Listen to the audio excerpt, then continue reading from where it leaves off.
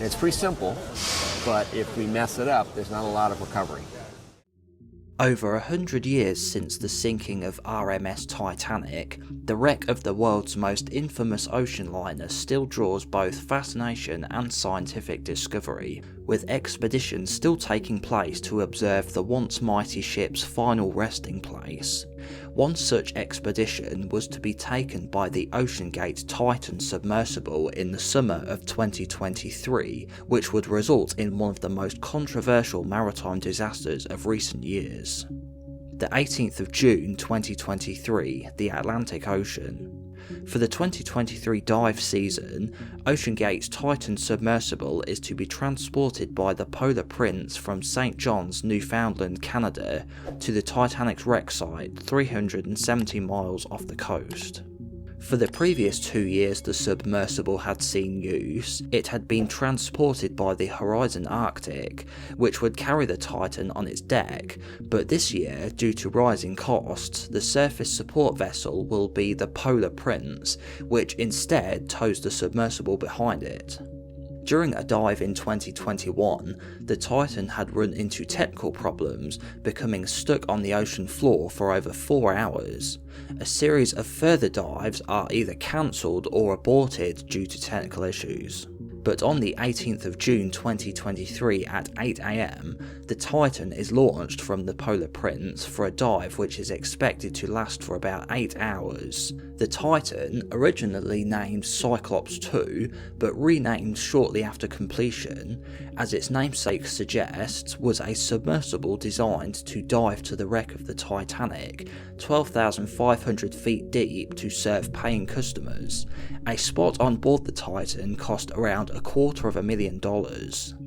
The submersible had a cylindrical shape composed of a main pressure vessel made from a 5-inch thick carbon fibre tube with titanium end caps at the front and back, in which the pilot and 4 others would sit inside, a landing skid structure and outer fiberglass composite shell at the rear of the hull covering mechanical equipment. Both were bolted to the titanium interface rings. For propulsion, it used 4 electric thrusters.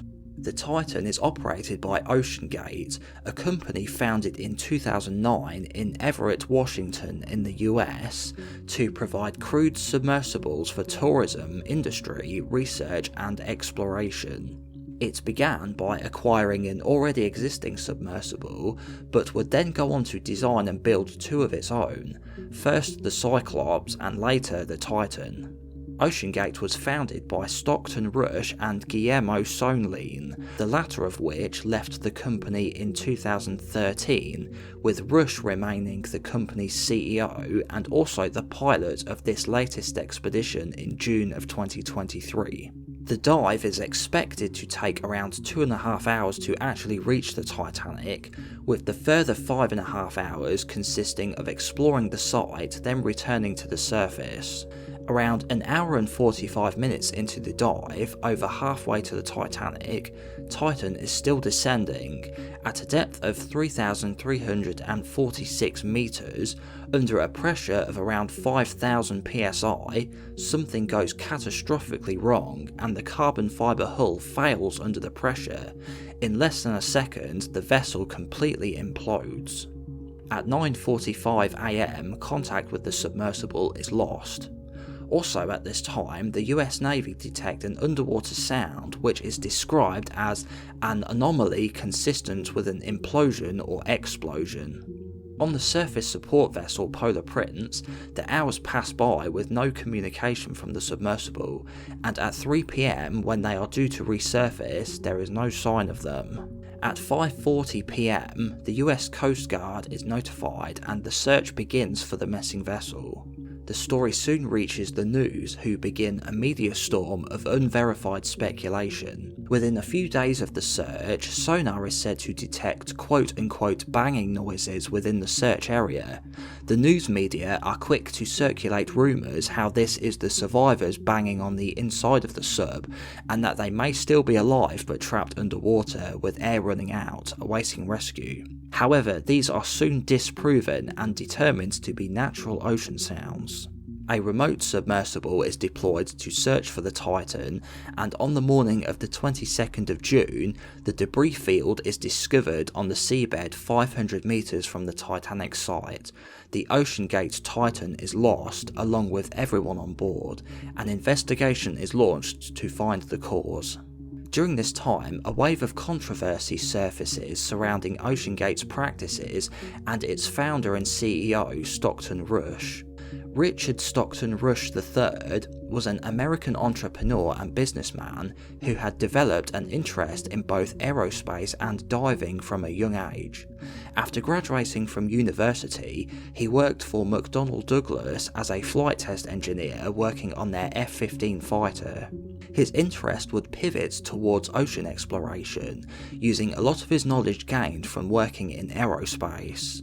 During his work at OceanGate, he would butt heads with co-workers due to his uncompromising nature and would fire his engineering director after him expressing concerns over the Titan vessel's safety. He was also said to fly into a racist woke tirade when asked at one point why there were no experienced submariners on his team. Stockton Rush replied with, "I don't hire 50-year-old white guys because they are not inspirational." It is revealed that during the construction of the Titan, under Stockton Rush, a number of questionable design and construction techniques were used in its creation, none of which were ever tested or certified by any official body, due to the boarding of the vessel and expeditions taking place in international waters. Certification for Titan had not been sought, as Rush had argued that so-called excessive safety protocols and regulations hindered innovation. "I want to be remembered for the rules I break."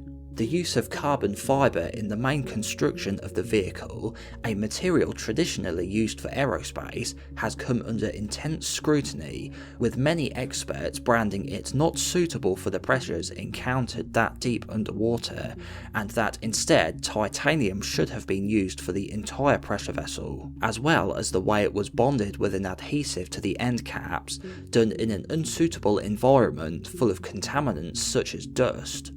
Also, the overall shape of the vessel itself being an oblong shape, leading to uneven pressure distribution across the hull. A popular topic which has attracted public scrutiny are some of the seemingly hodgepodge of improvised techniques and materials used, such as a part of the life support system being made of a plastic home storage tub and a video game controller being used to pilot the vessel, though the latter is actually fairly common and has been used with things such as military drones before. Claims the company worked alongside organisations such as Boeing, NASA and Washington University were found to be greatly exaggerated, and most of these claims by OceanGate minimised or outright denied by those parties when questioned. For example, Boeing's involvement only seems to have gone as far as OceanGate asking for the use of their facilities to cure the carbon fibre used for the Titan, only to be told no. A year later, in 2024, the US Coast Guard begins holding public hearings about the OceanGate disaster. During the testimony, it's revealed that the submersible had experienced numerous equipment issues over the years, numerous safety measures and concerns were dismissed by CEO Stockton Rush. The project was missing much needed technical experience and expertise, and that former engineering director Tony Nissen revealed that he had been fired in 2019 by Stockton Rush when he deemed Titan's hull to be unsafe. I told him I'm not getting inside it. Also revealed by the testimony of David Lockridge, former operations director, during OceanGate's dive to the Andrea Doria in 2016, when the sub was stuck at the bottom of the seabed, while discussing the mishap, Lockridge stated that during his plea to Rush to hand the controls over to him, Rush responded by throwing the video game controller at his head in a childlike tantrum. Shortly after the loss of the Titan submersible, OceanGate suspended its operations and will presumably cease to exist once the investigation is closed. If you enjoyed this video, make sure to give it a like for the time and effort it took me to make it, and subscribe if you don't want to miss future uploads from me. Thank you for watching, and I'll see you next time.